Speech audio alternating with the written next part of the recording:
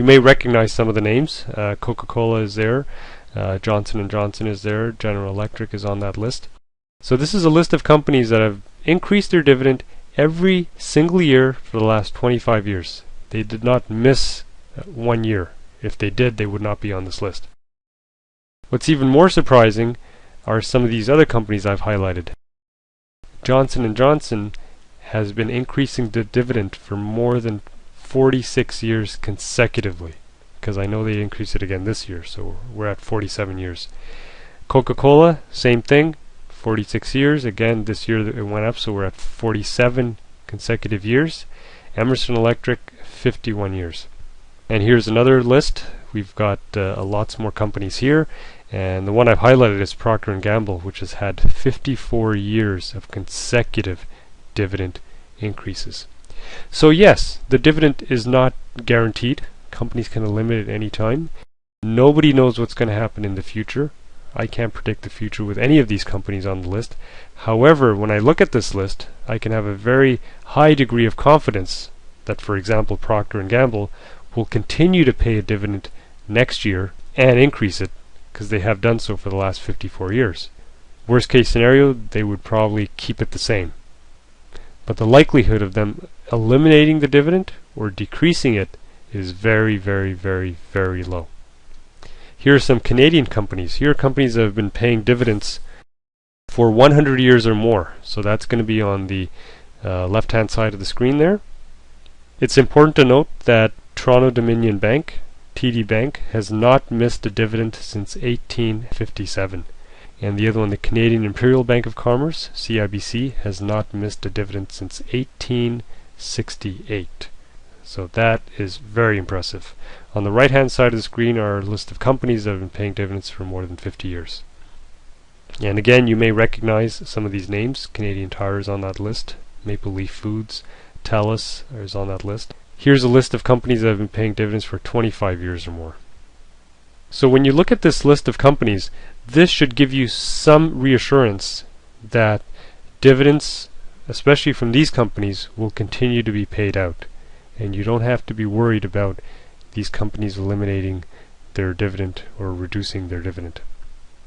It may happen, but then again, when we build a portfolio of stocks, we're not just buying one single stock in there. We do have other stocks in there who will continue to hopefully increase dividends year after year. So let's revisit the rule that we left off with. Has the company had consistent dividend growth? If the answer is no, then that is a company we're not interested in buying, and you should not be investing your money in that company. Let's take a look at company A. So here's a little graph. Those little dots represent dividends, and you can see over time, as you read the graph from left to right, you can see the dividends gone down. So the amount of dividends the company pays out has gone down year after year after year after year. This is not a company that we are interested in investing in, because this is showing me that next year they're going to decrease the dividend again or eliminate it altogether. Company B, you can see the dots are all over the place. The dividend goes up, then it goes down, then the dividend is eliminated altogether, then it comes back up again. Company B is completely random. We have no confidence as to whether the dividends are going to go up or the dividends are going to go down. So this is another company we're not interested in. Company C is what we like to see. We like to see a steady increase of dividends year after year after year after year, because we are essentially we're trying to build a stream of passive income, and you want the income to keep coming in after year, and you want the income to keep growing year after year. So company C is something that we would be interested in investing in. Okay, here's the next rule. Is the company undervalued? Okay, you've all heard the phrase buy low, sell high. You want to buy when the company is low. Okay, remember our statement in the beginning? Buy quality stocks when they're undervalued. So if we look at our stock price graph again, you want to buy the stock at $14 or maybe $15 or $13. And that's where you're going to maximize your profit, because then you can turn around and sell it when it gets to $51 or $50. You don't want to buy it at $51 or $50 because you're not going to make any money off of it. So to help us understand when a stock is undervalued or when it's priced low, we're going to cover this concept called high dividend yield. So this is very, very important. This is the entire Simply Investing course is based on this concept and on this rule, is the high dividend yield. So I do want you to focus on this. So if you are watching TV on the side, or you're sending an email, or you're on Facebook, you do really need to sit down for this slide, to sit down and focus on the next couple of minutes here of high dividend yield, because this is going to let you know when a stock is undervalued, when you should be buying the stock. Now remember, we looked at the dividend yield, which is the dividend divided by the share price. So the dividend is 10%. Now let's say in this example, our company XYZ, let's say somebody, some financial expert goes on TV on CNN and says, oh, I think a recession is coming, or a double dip recession is coming, or the credit crisis, or whatever negative news. I sound a little sarcastic, but I mean, the media likes to sell bad news. Bad news sells. Sells ratings, it sells newspapers, increases ratings, and sells advertising space. So in any case, and we see this happen all the time. Somebody gets on the media, on television, on the internet, and says, it's over, the economy is over. So in this case, what happens to company XYZ is their share price, a week from now, drops to $5. What happens to the dividend yield? You see, the yield has gone up. It's now 20%. So was it better to buy company XYZ today when it's at $10 a share, or would it be better to buy it next week when it's $5 a share? Right? It's better to buy the company when it's $5 a share, because you're going to be able to buy more shares. So a $1,000 investment today would give you $100 in dividends every year. A $1,000 investment next week in the same company would give you $200 in dividends every year. Okay, so this is what I call the law of dividend yield. This is very important. When the share price drops, the dividend yield goes up. And that's the example that we just talked about. Okay, this is important, so I'm going to repeat it again. When the share price drops, the dividend yield goes up. And the opposite is true, so when the share price goes up, the yield is going to go down. So you want to buy a stock when the yield is up, correct? Because you're going to make more money. Do you want to make 10% return, or do you want to make 20% return in this example? Right? You want to make 20% return. So if you want to make 20% return, you're going to have to buy the shares when they're low. Remember, buy low and then sell high. Buy when they're undervalued. So when the share price drops, the yield goes up. So here's an example of, again, company XYZ. Stock prices go up and down all the time. If you were to know the average dividend yield for this example, let's say I told you the average dividend yield was 4.5%. Okay, you can get this information from a number of online resources, or you can calculate the value yourself. So in this example, the average dividend yield is 4.5% for this stock.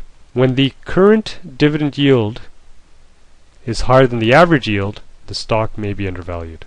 So let's take a look. So if we look at this stock today, you look up the share price on Yahoo Finance or MSNmoney.com. There's a whole bunch of websites that you can just put in the stock symbol, and it'll tell you what the stock price is, and it will tell you what the dividend yield is today. So if today the current dividend yield is 9% and the average is 4.5%, 9% is higher than 4.5%. So then we make the determination that the stock is undervalued. The stock is priced low. When the current yield is, let's say, 2%, then the stock is priced high. You don't want to buy it when the yield is at 2%. You want to buy it when the yield is at 9%. So I'm not sure if you can see this on your screen, but it's sort of the blue area that we've highlighted below the dotted line. So the area below the dotted line is your buying area. That's when the stock is going to be, historically, it's going to be undervalued. So if you know what the average yield is, then you can know whether or not to buy a stock, or to skip, or to wait till the stock price drops, and then the yield is going to go up again. So the statement at the bottom, I'm going to repeat it again because it is important. When the current dividend yield is higher than the average dividend yield, the stock may be undervalued. Okay, so this rule is very important. You want to buy stocks when they're undervalued. This is the one rule that I don't negotiate on. if you're looking at any stock, any company, McDonald's, Starbucks, Canadian Tire, Petro-Canada, any stock, take a look at its current yield. If it is higher than the average yield, then continue further and look at the rest of the rules. And this is a stock that you may want to consider buying. But if the current yield is less than the average, move on. Move on to the next stock. This is a stock that is not, it is not the right time to purchase it. Okay, so that's very important. So now we've covered all of the 4 rules that we wanted to cover. The next section up is mutual funds. Because people will come back and say, you know, all this is nice and fine, but I still feel comfortable buying mutual funds. You know, I want to leave it to the experts. So before we start, actually, let's have everybody on the same page. What are mutual funds? Basically, they pool money from lots of different people, and they invest that money into stocks. So that's what a mutual fund is. So when you go out and buy mutual funds, and I go, or anybody goes out and buy them, I wouldn't buy them, but if other people did, all that money would be pooled together into one account, and the fund manager is responsible for buying and selling stocks. And that's all they're doing.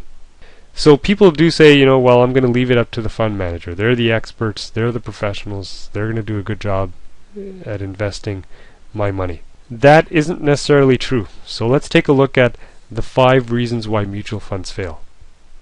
Okay, there's a whole bunch of them on the list here. We're going to go through them one by one, so you don't need to sort of worry about all that text on the screen. So the first one is fees, especially high fees. Most people are not even aware of this. Mutual funds, it's sort of like a hidden fee, have what they call an MER, a management expense ratio. The average MER in Canada is 2.2%. Unfortunately, in Canada, we pay some of the highest MERs anywhere in the world. So I'll give you an example. So if you get a statement at the end of the year saying that, you know, here's the mutual funds that you own, the performance last year was 5%. In reality, the fund actually did 7.2%. Okay, so they've deducted 2.2%, which is their management expense ratio. So they will deduct that right off the top, and then the statement will say your fund performed at 5% this year. Let's say you get a statement and it says your fund did minus 3.2. Okay, in reality, the fund only dropped by 1%. The mutual fund company again took their 2.2%. So the mutual fund company will always make money, whether or not you make money or you don't make money, because they will always take out their 2.2% fee right off the top. Now this doesn't sound like a lot. People say, well, it's only 2%, or some mutual funds have a MER of 1.75, and it doesn't sound like a very big number. But let's take a look at this. $1,000 invested in the stock market 50 years ago today would be worth over $500,000. With a fee of 2.2%, you would only be left with $193,000. Okay, this is huge. $321,000 would have been lost to fees. And that is a staggering amount of money to pay just for fees. Here's another example. It's a little closer. People think 50 years, you know, they say, well, that's a very long time. So let's take a look at this. $10,000 with a rate of return, let's say, of 10% annually, in 25 years would be worth $108,000, right? With if you had a management fee of 0. And when you tack on the fees, you can see that your mutual funds are worth less and less and less. Let's take an example here of a typical fund where the MER is 1.5%. Now that's being generous, because the average MER in Canada is 2.2. But let's take 1.5% here. Over 25 years, $34,100 would be lost to fees. With the same $10,000 invested in 4 stocks, and that all depends, you know, that could be 2 stocks, or, you know, we took 4 as an example. Over 25 years, the amount lost to fees would be $79.92. Okay, now that's not a typo. That is $79 versus $34,000.